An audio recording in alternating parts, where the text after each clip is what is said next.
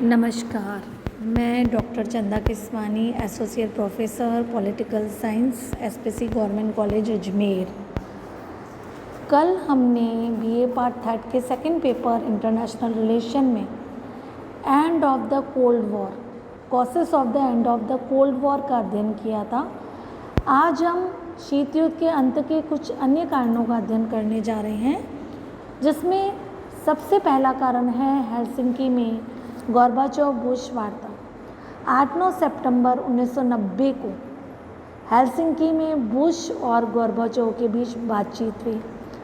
इस बातचीत में दोनों नेताओं ने इराक द्वारा जो कुवैत पर आक्रमण हुआ था उसकी निंदा की, और उन दोनों नेताओं ने ये भी कहा कि वे सुरक्षा परिषद के प्रस्ताव का पूर्ण समर्थन करते हैं, और दोनों शासनाध्यक्ष ने विश्व समुदाय से संयुक्त राष्ट्र प्रतिबंधों को कारगर बनाने में सहयोग करने की अपील की।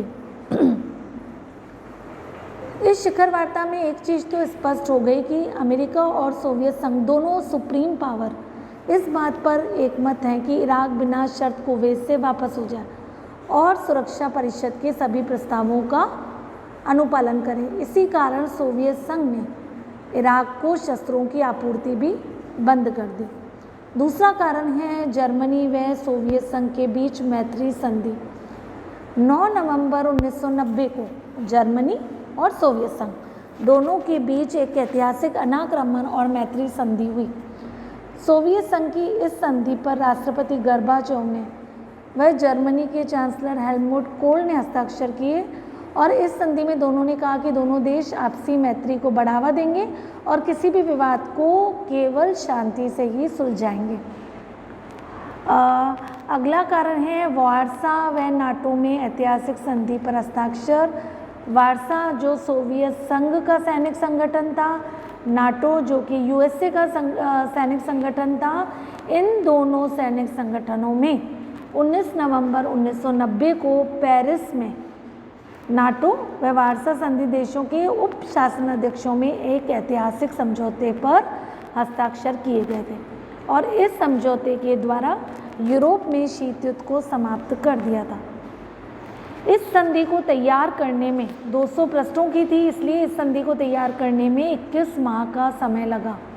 इस संधि में सैनिकों की संख्या तो निर्धारित की नहीं गई थी, लेकिन परंपरागत शस्त्रों की अधिकतम संख्या एक नियत कर दी गई, जैसे tank 20,000, armed personal couriers 30,000, artillery pieces 20,000, लड़ाकू विमान 6800 और लड़ाकू हेलीकॉप्टर 2,000। और इस संधि में जांच पड़ताल की भी व्यवस्था की गई, जिससे कि इसका कोई उल्लंघन न कर सके। 21 नवंबर 1990 को ये शिखर बैठक विचार विमर्श के बाद समाप्त हो गई, और यूरोपीय देशों ने दूसरे विश्व युद्ध के बाद अपनी इस पहली शिखर बैठक में एक चार्टर स्वीकार किया गया। उस चार्टर में क्या था? लोकतंत्र, मानव अधिकारों व आर्थिक स्वतंत्रता के प्रति वचनबद्धता थी। एक और महत्वपूर्ण कारण हुआ जिसने कि शीत युद्ध का अंत किया, वो है वार्सा पैक्ट समाप्त। शीत युद्ध के दिनों में नाटो जो अमेरिका ने बनाया था, उसके प्रत्युत्तर में सोवियत संघ के नेतृत्व में वार्सा पैक्ट बना, जो कि बना 9 मई 1955 को। इस संगठन के द्वारा सोवियत संघ पूर्वी यूरोपीय देशों में एक छत्र प्रभाव क्षेत्र कायम कर सका। वार्सा पैक्ट के अनुच्छेद 5 के अंतर्गत एक संयुक्त सैनिक कमान भी बनाई गई, जिसका मुख्यालय मॉस्को में था। शीत युद्ध की मैं ये कहूँगी कि समाप्ति के माहौल में 1 जुलाई 1991 को वार्सा पैक्ट समाप्त कर दिया था। वार्सा पैक्ट इधर समाप्त हुआ, उधर मॉस्को शिखर सम्मेलन और स्टार्ट संधि पर हस्ताक्षर हुए। ये चीज़ हुई थी 31 जुलाई 1991 को। मॉस्को में अमेरिकी राष्ट्रपति जॉर्ज बुश और सोवियत राष्ट्रपति मिखाइल गोर्बाचोव के शिखर सम्मेलन में सामरिक हथियारों में कटौती की ऐतिहासिक संधि जो स्टार्ट संधि है, उस पर हस्ताक्षर किए गए थे। इस संधि की शर्तों के अनुसार दोनों महाशक्तियाँ अपने परमाणु शस्त्रों में स्वेच्छा से 30% कटौती करने पर सहमत हो गए। ये संधि पहला बड़ा औपचारिक समझौता था, जिसके माध्यम से सर्वाधिक खतरनाक और विनाशकारी शस्त्रों में इतनी कटौती के लिए स्वेच्छा से सहमति हुई। मैं ये कहूँगी कि स्टार्ट संधि वास्तव में शीत युद्ध के अंत की दिशा में ऐतिहासिक उपलब्धि है। अगला है युद्ध निषेध के बारे में कोरिया समझौता। जो कोरिया समझौता 1950 में शीत युद्ध की चरम सीमा थी। कोरिया समस्या के दिनों में संयुक्त राष्ट्र संघ देखा जाए तो एक तरह से शीत युद्ध का अखाड़ा बन गया था, किंतु 12 दिसंबर 1991 को 45 वर्ष पुराने प्रतिद्वंदी उत्तरी और दक्षिणी कोरिया ने सुलह, सफाई, शांतिपूर्ण सह अस्तित्व और कोरिया युद्ध की पूर्ण समाप्ति के बारे में एक ऐतिहासिक समझौते पर हस्ताक्षर किए। अब ये दोनों कोरिया देश संयुक्त राष्ट्र संघ के सदस्य बन गए। अगला कदम हुआ कि नाटो के शस्त्र भंडार में 80% कटौती। नाटो, जो कि अमेरिका का सैनिक संगठन था, अक्टूबर 1991 में नाटो सदस्य देश यूरोप में अपने परमाणु हथियारों के भंडार में 80% की कटौती करने के बारे में सहमत हो गए। नाटो के 42 वर्षों के इतिहास में अब तक की ये सबसे बड़ी हथियार कटौती थी। इस निर्णय के अंतर्गत पश्चिमी यूरोप में 2000 कम दूरी के प्रक्षेपास्त्र की तोपें और 7000 ग्रेविटी बम हटाने की बात की गई थी। अगर मैं ये बात करूं कि 1950 के दशक में नाटो देशों ने शस्त्रों का जमाव करना आरंभ कर दिया, जो बाद में बढ़ता गया। नाटो के पास परमाणु अस्त्रों का विशाल जखीरा था और वार्सा पैक्ट के समाप्त होने के बाद हम सब जानते हैं कि इसकी कोई आवश्यकता नहीं रही। अगला कदम था अफगान समझौता। 1979 में, मैं ये कहूँगी 1979 में अफगानिस्तान में सोवियत हस्तक्षेप हुआ था और इस सोवियत हस्तक्षेप से द्वितीय शीत युद्ध की शुरुआत हुई थी और इसके अंतर्गत ही अमेरिका और पूर्व सोवियत संघ ने 1 जनवरी 1992 से इस देश को सैन्य सामग्रियों की आपूर्ति बंद कर दी। पहली बार किसी साम्यवादी देश ने किसी दूसरे देश में पाँव जमाने के बाद वहाँ से पाँव हटाए और 12 सितंबर 1991 को मास्को में सोवियत संघ और संयुक्त राज्य अमेरिका में इस आशय पर समझौता हुआ और दोनों महाशक्तियों ने अफगानिस्तान में शांति बहाल करने की गारंटी दी। अब किम दे जंग, जो कि दक्षिणी कोरिया का राष्ट्रपति था, उसकी प्योंगयांग यात्रा हुई थी। किम दे जंग 180 लोगों का प्रतिनिधि लेकर 13 जून 2002 को उत्तरी कोरिया की राजधानी प्योंगयांग पहुँचे और इस दौर में जो ये कहते हैं पूर्वी प्रायद्वीप से शीत युद्ध के अवशेष जीवाणु भी नष्ट होते नजर आए। इस यात्रा ने कोरिया के एकीकरण का मार्ग प्रशस्त कर दिया था और दोनों देशों को सौहार्द, सहयोग एवं पुनः एकीकरण की ओर अग्रसर कर दिया।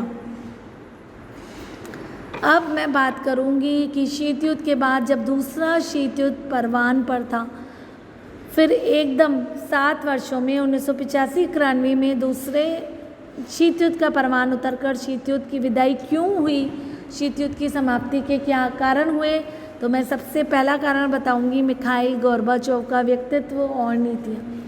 1985 में सोवियत संघ की बागडोर मिखाइल गोर्बाचोव के हाथों में आ गई। जिस तरह हम स्टालिन को शीत युद्ध के जनक के रूप में याद करते हैं, उसी तरह दुनिया गोर्बाचोव को शीत युद्ध का अंत करने वाले नेता के रूप में याद करती है। गोर्बाचोव ने लौह आवरण की दीवार तोड़ दी और सारी बंद खिड़कियां खोल दी। उन्होंने विश्व में शांति स्थापित करने के लिए परमाणु विहीन, हिंसा मुक्त, समस्या रहित विश्व को एक नई दृष्टि डाली। उन्होंने दिसंबर 1987 में कम और मध्यम दूरी तक मार करने वाले प्रक्षेपास्त्रों को नष्ट करने वाली संधि INF संधि पर भी हस्ताक्षर कर दिए। उनकी ग्लासनोस्त और पेरेस्ट्रोइका की नीतियाँ, जो खुली और उदारवाद नीतियाँ हैं, उनका सूत्रपात किया था। सोवियत संघ में गोर्बाचोव के नेतृत्व में जिस उदार, सौम्य और समझौतावादी राज ने का आश्रय लिया, उससे विश्व राजनीति में आमूलचूल परिवर्तन आ गया था और पूर्वी यूरोप के देशों की स्वतंत्रता एवं लोकतंत्र का समर्थन कर संयुक्त जर्मनी की नाटो की सदस्यता जारी रखने, वार्सा पैक्ट को समाप्त करने का निर्णय लेकर गोर्बाचोव ने यूरोपीय देशों का दिल जीत लिया। इन रियायतों से जर्मन लोग अभिभूत हो गए और गोर्बाचोव की इन्हीं उपलब्धियों के कारण उन्हें नोबेल शांति पुरस्कार से सम्मानित किया गया था। दूसरा, सोवियत संघ की आर्थिक मजबूरियाँ। 1980 से सोवियत संघ आर्थिक संकट से गुजर रहा था। सोवियत संघ में इतनी सामर्थ्य नहीं थी कि वह पश्चिमी देशों से शीत युद्ध की प्रतिस्पर्धा कर सके। मिखाइल गोर्बाचोव ने 2 टूक शब्दों में सोवियत अर्थव्यवस्था की दुर्दशा का वर्णन किया और उन्होंने ये कहा कि स्थिति का विश्लेषण करने पर हमें ये पता लग रहा है कि आर्थिक प्रगति मंद होती जा रही है और 1980 के दशक के प्रारंभ तक आर्थिक मंदी घटकर आर्थिक गतिरोध के निकटवर्ती स्तर तक पहुंच गई है। जो देश कभी विश्व के उन्नत देशों की बराबरी के बहुत निकट पहुंच गया था, वह निरंतर एक के बाद दूसरा स्तर गंवाने लग गया था। तो 1970-85 की अवधि में जो आर्थिक वृद्धि दर थी वो 10% घट गई थी। यंत्रों और साथ सामान के निर्यात का अंश भी घटता जा रहा था। संक्षेप में हम ये कहें कि सोवियत संघ जैसी महाशक्ति आर्थिक संकट के कगार पर थी और 1988 में आर्थिक वृद्धि दर 4.4% थी। निर्यात 2% घट गया और आयात 6.5% बढ़ गया था। इसके कारण लोगों के जीवन निर्वाह स्तर में जो वृद्धि थी वो रुक गई थी। सोवियत संघ की कम्युनिस्ट पार्टी का जो 28वां सम्मेलन था, उसमें यही रहस्य उद्घाटन किया गया कि पश्चिमी देशों के साथ संघर्ष में सोवियत संघ का 7 अरब रूबल तो सैनिक उपायों पर ही व्यय हो गया था और चीन के साथ जमेले में 2 खरब रूबेल का व्यय हुआ था और अफगानिस्तान के साथ जो उलझे हुए उससे प्राण हानियों के अतिरिक्त 60 अरब रूबल घाटा हुआ था और इन सब कारणों से सोवियत संघ का बिखराव हो गया था। ये कहूँ मैं कि 1990-91 के वर्ष सोवियत संघ के उथल पुथल के वर्ष रहे। अगर हम बात करें 9 अगस्त 1991 की, तो तख्ता पलट घटना से गोर्बाचोव की लोकप्रियता को ज़बरदस्त धक्का पहुंचा। अब सोवियत संघ की प्रतिष्ठा गुजरे जमाने जैसी हो गई थी। इसकी चरम परिणति तब हुई जब गोर्बाचोव ग्रुप 7 की लंदन बैठक में पश्चिमी आर्थिक मदद जुटाने में विफल हो गए थे और किसी समय विश्व शक्ति कहलाने वाले का सोवियत संघ का ये राजनीतिक बिखराव एक कुरूप वास्तविकता थी। श्रमिकों की रक्षा करने वाली कम्युनिस्ट पार्टी निधन के कारागार पर थी। इस प्रकार सोवियत संघ का केंद्रीकृत ढांचा भी नागरिक, सैनिक और अफसरशाही के क्षेत्रों में हो रहे नित्य नए परिवर्तनों के कारण चरमरा उठा। इसी घटनाक्रम का परिणाम था कि धीरे धीरे कुछ ही महीनों में भीमाकार सोवियत संघ ध्वस्त हो गया था। अंतिम कारण है कि साम्यवादी देशों में लोकतंत्र और बाजार व्यवस्था। शीत युद्ध एक वैचारिक संघर्ष था जिसमें सोवियत संघ और पूर्वी यूरोप के देशों में कम्युनिस्ट मॉडल अपनाया गया था और इस कम्युनिस्ट मॉडल की विशेषता थी सर्वाधिकारीवादी दल और केंद्रीकृत आदेशित अर्थव्यवस्था। किंतु 1989 और 90 के वर्षों में पूर्वी यूरोप के देशों में स्वतंत्र निर्वाचन वाली बहुदलीय लोकतंत्रीय राजतंत्रीय व्यवस्था के साथ बाजार अर्थव्यवस्था अपना ली थी और 1990 में तो सोवियत संघ में साम्यवादी पार्टी पर प्रतिबंध लगा दिया और मुक्त बाजार अर्थव्यवस्था स्वीकार कर ली थी। अब मैं ये कहूँ कि पश्चिमी देश और पूर्वी यूरोप के देशों में कोई अंतर ही नहीं रहा। अब तो सोवियत संघ को G7 देशों से आर्थिक मदद मिलने की संभावना में भी वृद्धि हो गई थी। ऐसे परिवर्तन की दौर में शीत युद्ध का अंत एक स्वाभाविक घटना थी। नवंबर-दिसंबर 1991 में अमेरिका ने खाद्य राहत के रूप में सोवियत संघ को 1.5 अरब डॉलर की राशि स्वीकार की, जिसे मिलाकर वर्ष 1991 में अमेरिकी मदद की राशि 4 अरब डॉलर तक पहुंच गई। इन्हीं दिनों अकेले जर्मनी ने सोवियत संघ को 40 अरब डॉलर की मदद दी। इस तरह शीत युद्ध की समाप्ति का अंतर्राष्ट्रीय राजनीति पर भी बहुत प्रभाव हुआ। ईरान इराक युद्ध की समाप्ति हो गई 1988 में 1988 में ही अफ़गान समस्या का समाधान हुआ और नामीबिया की स्वतंत्रता हुई। 1991 में कुवैत को मुक्त करवाया गया और 26 दिसंबर 1991 को सोवियत संघ की सुप्रीम सोवियत ने अपने अंतिम अधिवेशन में सोवियत संघ को ही समाप्त किया जाने का प्रस्ताव पारित कर दिया और स्वयं को भंग होने की घोषणा की।